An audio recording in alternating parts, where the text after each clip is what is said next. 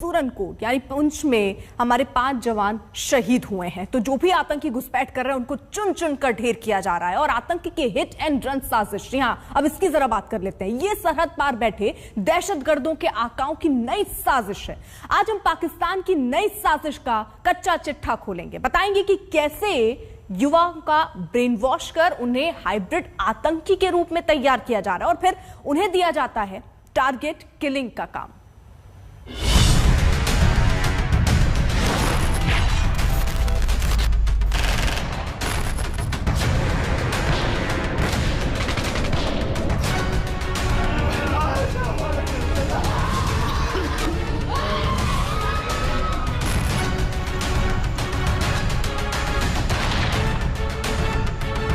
दुश्मन पर घात लगाकर बैठे जांबाज जवान,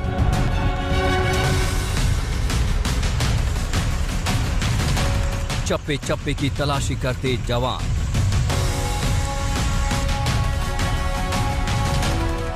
गलियों में दहशतगर्दों को ढूंढते जवान,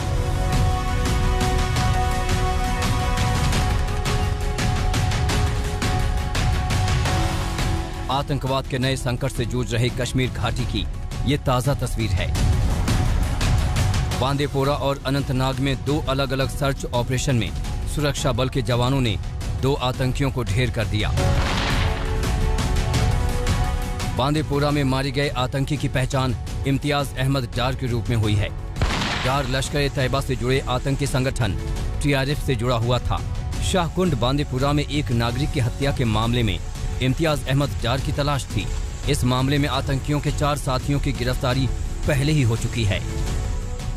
कश्मीर में पिछले हफ्ते 5 नागरिकों की हत्या के बाद सुरक्षा बलों ने ऑपरेशंस में तेजी लाई है।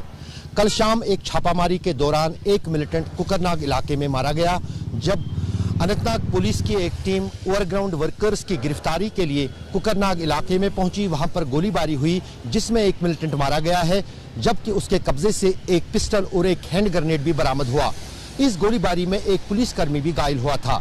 बीती रात ही बांदीपोरा, जो कि उत्तरी कश्मीर में आता है, वहां पर बांदीपोरा पुलिस ने 4 ओवरग्राउंड वर्कर्स को गिरफ्तार किया और उसके बाद आज रात को ही वहां पर एक मुठभेड़ में TRF जो रेजिस्टेंस फ्रंट है, जिसने सिविलियन को मारने की जिम्मेदारी ली थी, उससे जुड़ा एक मिलिटेंट मारा गया है।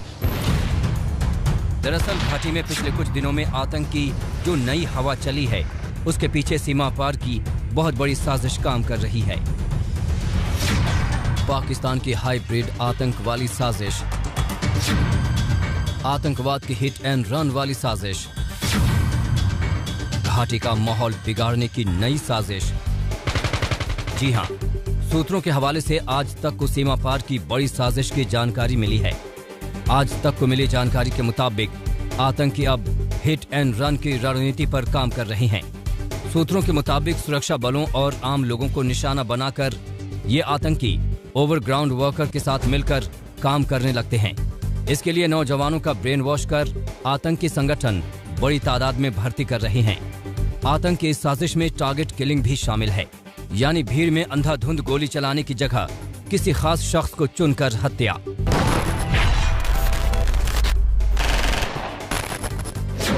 श्रीनगर में पिछले हफ्ते 2 शिक्षकों की हत्या को टारगेट किलिंग ही कहा जा रहा है।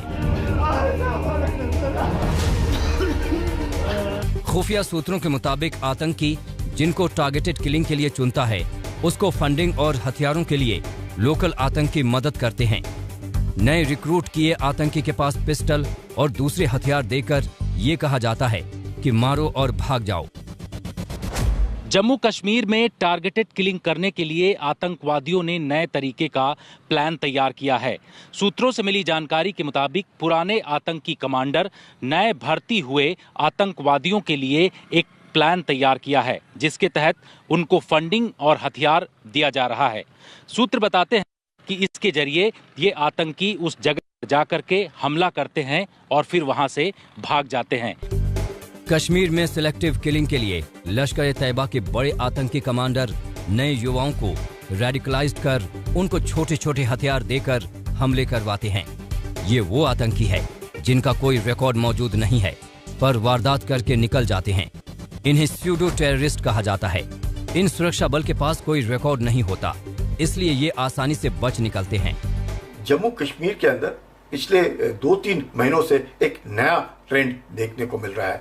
नौजवान पिस्टल्स के साथ टारगेट किलिंग्स कर रहे हैं। वो चंद हिंदू, सिख या मुसलमानों को मार रहे हैं, ना कि सिक्योरिटी फोर्सेस के ऊपर हमला कर रहे हैं। ये एक नया ट्रेंड है जिससे कि जम्मू कश्मीर के अंदर दोबारा एक तरीके से अफरा तफरी फैल जाए, एक तरीके से कम्युनल टेंशन हो जाए और 90 दशक की याद लोगों को आ जाए।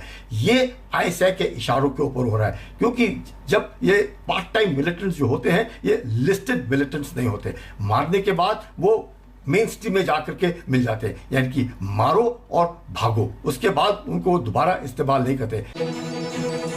आतंक की नई साजिश का एक और पहलू है हाइब्रिड आतंकी। सुरक्षा बलों की सख्ती से बड़े हमले में नाकाम आतंकियों की ये नई साजिश है। ये आतंकी छोटे लेकिन असर डालने वाले हमले करते हैं। स्थानीय स्तर पर छोटी मोटी नौकरी या कामकाज में लगे युवाओं को ब्रेन वॉश कर हाइब्रिड आतंकी के रूप में तैयार किया जाता है। क्योंकि वो स्थानीय लोगों के साथ काम भी कर रहे होते हैं, इसलिए उन पर शक करना मुश्किल होता है। उन्हें छोटे हथियारों से लैस किया जाता है। टारगेट की हत्या कर वो आसानी से गायब हो जाते हैं। ये आतंकी इतने रेडिकलाइज्ड हैं कि अपने हैंडलर्स के कहने पर घटना को अंजाम देने के बाद गायब हो जाते हैं। जम्मू कश्मीर में इस वक्त पार्ट टाइम आतंकी यानी कि हाइब्रिड आतंकी सुरक्षा बलों के लिए बड़ी चुनौती बने हुए हैं। ये वैसे आतंकी हैं जो कि ना तो सुरक्षा बलों की लिस्ट में शामिल हैं और ना ही इनकी किसी तरीके की ग्रेडिंग की गई है, लेकिन ये बहुत ज़्यादा रेडिकलाइज आतंकी हैं। इनको इनके कमांडर जिस काम के लिए भेजते हैं उसको ये पूरा करके लौटते हैं। सुरक्षा बल ऐसे आतंकवादियों की तलाश कर रहे हैं। हालांकि ये ऐसी जगह पर अंडरग्राउंड हो जाते हैं जिसके जरिए इनको तलाशना काफी मुश्किल रहता है। हाल के दिनों में एलओसी पर जितने हथियार पकड़े गए हैं उनमें पिस्तौल, हथगोले जैसे छोटे हथियार हैं। The earlier terrorist-related incidents were firing at some CRPF post or road opening party, which is bad in itself, but is still understandable that you're fighting the security forces. But what is not understandable is why they're targeting innocent people who are going about their daily jobs and their livelihoods. And that is what is totally reprehensible and not acceptable at all. But it just goes to show their psyche, that they just want murder and mayhem. They don't want normalcy. They don't want people to lead normal lives. नई साजिश की भनक मिलने के बाद NIA और राज्य की पुलिस ने नए भर्ती आतंकियों की कमर तोड़ने के लिए ताबड़तोड़ ऑपरेशन शुरू किया है। शनिवार को एनआईए ने 16 जगहों पर सर्च ऑपरेशन चलाया। साफ है, देश के दुश्मन कितनी भी साजिशें रचे, सुरक्षा एजेंसियां उसे नाकाम करने के लिए तैयार बैठी हैं। किसी ने हिमाकत की तो खैर नहीं है। श्रीनगर से अशरफ वानी के साथ जितेंद्र बहादुर सिंह, दिल्ली आज तक।